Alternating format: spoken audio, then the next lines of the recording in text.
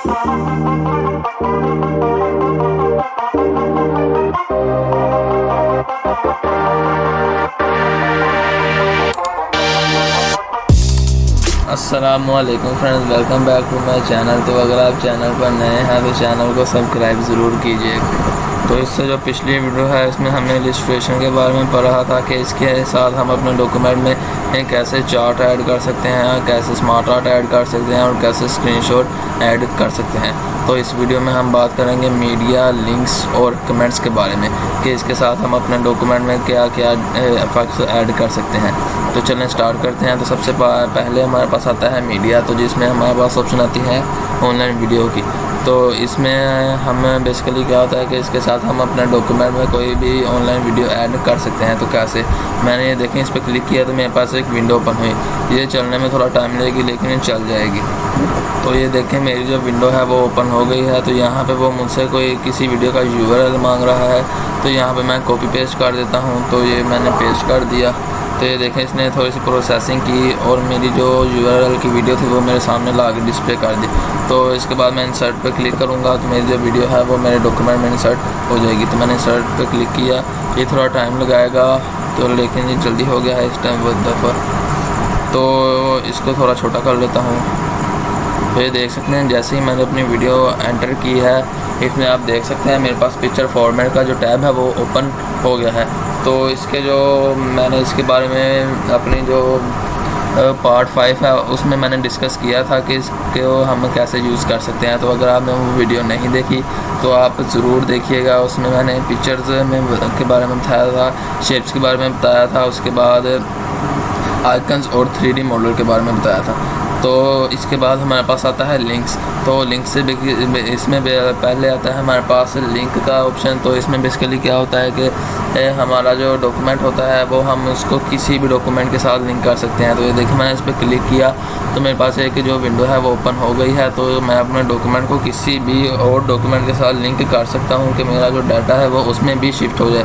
तो यहाँ पे मुझे डिफरेंस ऑप्शन मिल जाती हैं। जैसे ये देखें प्लेस इन दिस डॉक्यूमेंट, इसका मतलब ये है कि जो मैंने अपना लिंक करना है वो मैं इसी डॉक्यूमेंट के अंदर लिंक करूँगा।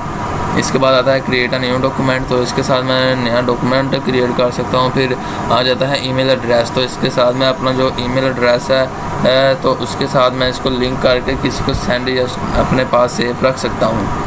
तो इसके बाद हमारे पास ऑप्शन आती है बुकमार्क की। इससे बेसिकली क्या होता है कि हम अपने डॉक्यूमेंट में या डाटा में कोई भी एक बुकमार्क एंटर कर सकते हैं। तो कैसे, मैं यहाँ से एक वर्ड को सिलेक्ट कर लेता हूँ। तो यहाँ से मैं बुकमार्क में जैसे ही क्लिक करूँगा तो मेरे पास एक विंडो ओपन होगी। तो उसने मुझसे पूछा है कि मैंने बुकमार्क का नाम क्या रखना है। तो यहाँ पर मैं नाम कोड रख देता हूँ। तो जैसे ही मैं ऐड पे क्लिक करूँगा मेरा जो बुकमार्क है वो एंटर हो जाएगा। इसके बाद मैं एक दो बुकमार्क और ऐड कर लेता हूँ। तो जैसे यहाँ से ये बुकमार्क, इसका नाम मैं रख लेता हूँ फाइल। तो मैंने इसको एंटर कर दिया। तो अब अगर इसका फ़ायदा इस तरह होता है कि अगर हमने डॉक्यूमेंट क्लोज़ किया है तो अगर हमें देखना है कि हमने डॉक्यूमेंट को कहाँ से रीड करना स्टार्ट करना है या हम भूल गए कि हमने कहाँ से रीड किया, तो हम यहाँ से बेसिकली बुकमार्क में जाएंगे और वहाँ से जो बुकमार्क है उसको वो क्लिक करके गो टू पे क्लिक करेंगे तो हमारा जो लोकेशन है वो बुकमार्क देख सकते हैं जिसको मैंने सेलेक्ट किया था वो वापस वहाँ पे आ गया है। तो इसके बाद हमारे पास ऑप्शन आती है बुकमार्क की। इससे बेसिकली क्या होता है कि हम अपने डॉक्यूमेंट में या डाटा में कोई भी एक बुकमार्क एंटर कर सकते हैं। तो कैसे, मैं यहाँ से एक वर्ड को सिलेक्ट कर लेता हूँ। तो यहाँ से मैं बुकमार्क में जैसे ही क्लिक करूँगा तो मेरे पास एक विंडो ओपन होगी। तो उसने मुझसे पूछा है कि मैंने बुकमार्क का नाम क्या रखना है। तो यहाँ पर मैं नाम कोड रख देता हूँ। तो जैसे ही मैं ऐड पे क्लिक करूँगा मेरा जो बुकमार्क है वो एंटर हो जाएगा। इसके बाद मैं एक दो बुकमार्क और ऐड कर लेता हूँ। तो जैसे यहाँ से ये बुकमार्क, इसका नाम मैं रख लेता हूँ फाइल। तो मैंने इसको एंटर कर दिया।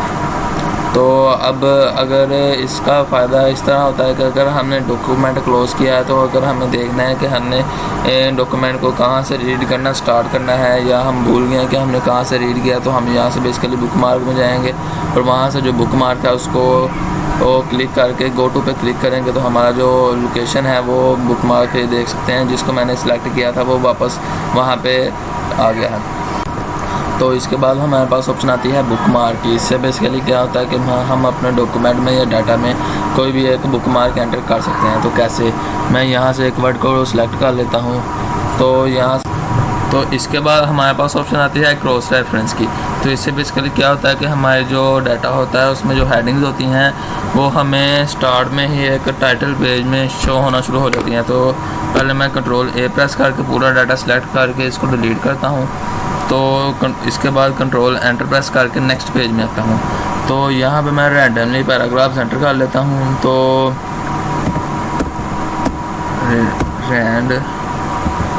मुझे 10 पैराग्राफ चाहिए और 10 ही लाइनों के चाहिए। मैं एंटर करता हूँ तो ये मेरे पास पैराग्राफ्स एंटर हो गए हैं। तो मैं स्टार्ट में आता हूँ, तो यहाँ पे मैं एक हेडिंग लिख देता हूँ। तो यहाँ पे मैं लिख देता हूँ वीडियो। इसको मैं सिलेक्ट करता हूँ, होम टैब में जाता हूँ। यहाँ पे जो स्टाइल का ऑप्शन है यहाँ पे मैं हेडिंग में क्लिक करता हूँ, तो ये मेरी हेडिंग क्रिएट हो गई है। इसके बाद मैं इसको सेंटर में शिफ्ट कर देता हूँ। इसके बाद 2 पैराग्राफ छोड़ के ये नीचे यहाँ पे भी मैं एक हेडिंग क्रिएट करता हूँ। तो यहाँ पे मैं लिख देता हूँ इंसर्ट। इसको भी मैं सिलेक्ट करता हूँ, हेडिंग के पे क्लिक करके इसको सेंटर में कर देता हूँ। इसके बाद फिर 2 पैराग्राफ के बाद यहाँ पे आता हूँ, यहाँ पे भी एक हेडिंग क्रिएट करता हूँ। तो यहाँ पे मैंने जो सारा डॉक्यूमेंट है 2-2 पैराग्राफ का गैप छोड़ के मैंने हेडिंग्स क्रिएट कर ली हैं। इसके बाद मैं स्टार्ट में आता हूँ। तो ये मैं ऊपर आया, तो यहाँ पे मैं लिखता हूँ टेबल ऑफ कंटेंट। इसको मैं सिलेक्ट करता हूँ, होम टैब में जाके इसका साइज थोड़ा इंक्रीज़ करता हूँ, इसको सेंटर में लेता हूँ। इसके बाद मैं क्या करूँगा कि यहाँ पे एंटर प्रेस करूँगा, कर्सर नीचे आ गया तो इंसर्ट में जाके एक टेबल एंटर कर लूँगा। तो सबसे पहले तो यहाँ पे मैं लिखूँगा सीरियल नंबर। तो सीरियल नंबर, यहाँ पे लेसन्स, और यहाँ पे पेज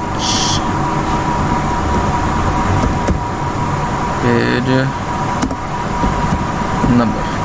तो इसके बाद मैं टैब का यूज़ करके नीचे एक और जो रो है उसको एंटर करूँगा। यहाँ पे मैं 1 लिखूँगा। और तो यहाँ पे मुझे अपना क्रॉस रेफरेंस जो है, मेरी जो हेडिंग है उसको मैंने एंटर करना है। तो इसके लिए मैं क्रॉस रेफरेंस में क्लिक करूँगा। तो जैसे ही मैं इस पर क्लिक करूँगा तो मेरे पास एक विंडो ओपन होगी, जिसमें मुझे आप देख सकते हैं मेरी जो सारी हेडिंग्स थी वो मुझे नज़र आ रही हैं। इसके बाद यहाँ पे जो इंसर्ट टू रेफरेंस है, यहाँ पे मैं हेडिंग टेक्स्ट ही रहने दूँगा और इसको इंसर्ट कर दूँगा। तो आप देख सकते हैं मेरी जो हेडिंग थी वो इंसर्ट हो गई है। तो इसके बाद मैं आता हूँ पेज नंबर पे, वापस क्रॉस रेफरेंस पे जाता हूँ। तो इस यहाँ पे जो हेडिंग रेफरेंस टू है इसकी जगह मैं लिख दूँगा पेज नंबर। तो जैसे ही मैं इंसर्ट करूँगा तो आप देख सकते हैं मेरा जो पेज नंबर है वो भी इंसर्ट हो गया है। इसके बाद मैं टैब यूज़ करूँगा और नया जो रो है उसको एंटर करूँगा, सीरियल नंबर। इसके बाद मैं लेसन में आऊँगा, cross reference, insert, heading text, insert. इसके बाद मैं नेक्स्ट वाले में आऊँगा। यहाँ पे आने के बाद cross reference, page number, insert, insert. तो आप देख सकते हैं मैंने सारे रेफरेंस जो हैं वो एंटर कर लिए हैं। तो ये देख सकते हैं मेरी जो हेडिंग्स थी वो रेफरेंस के साथ अब कनेक्टेड हैं। तो इसके बाद हमारे पास ऑप्शन आती है कमेंट्स की। तो इससे बेसिकली क्या होता है कि हम अपने जो डाटा है उसमें एक कमेंट हम एक छोड़ सकते हैं। तो कैसे, ये देखें, मैंने यहाँ पे इसको सिलेक्ट किया थीम्स एंड स्टाइल्स को। इसके बाद मैं कमेंट्स वाले सेक्शन में जाके इसको क्लिक करूँगा। तो जैसे ही मैं इसको क्लिक करूँगा मेरे पास ये देखें ऐड कमेंट का यहाँ पे एक ऑप्शन आ गया है। तो यहाँ पे मैं कोई भी कमेंट लिख देता हूँ। जैसे मैं लिख देता हूँ यहाँ पे फाइल्स, तो मेरा जो कमेंट है वो एंटर हो गया है। तो इसके बाद ये देखें, इसके बाद मैं इसको भी कमेंट्स दे देता हूँ। तो यहाँ पे 1 मिनट कमेंट्स है, तो यहाँ पे मैं लिख देता हूँ 4। तो यहाँ पे भी एक कमेंट एंटर हो गया। तो आप देख सकते हैं जैसे ही मैंने कमेंट एंटर किया साइड में एक इलादा टूल बार आ गई है या एक इलादा एक बार बन गई है पूरे डॉक्यूमेंट में। तो जैसे ही मैं ये देखें इस कमेंट पर क्लिक करूँगा तो मेरा जिसको मैंने कमेंट दिया था वो एक हाईलाइट हो गया है, वो रेड कलर का हाईलाइट हो गया। तो ये देखें इसको भी मैंने क्लिक किया तो ये हाईलाइट हो गया है। तो फ्रेंड्स यहाँ पे मेरा जो आज का लेक्चर है वो ओवर होता है, ख़त्म होता है। तो अगर इसके मतलब आपको कोई सवाल करना हो तो आप कमेंट सेक्शन में कर सकते हैं, और अगर मुझसे कोई गलती हुई हो तो उसका भी आप कमेंट सेक्शन में जिक्र कर सकते हैं। तो अल्लाह हाफिज़।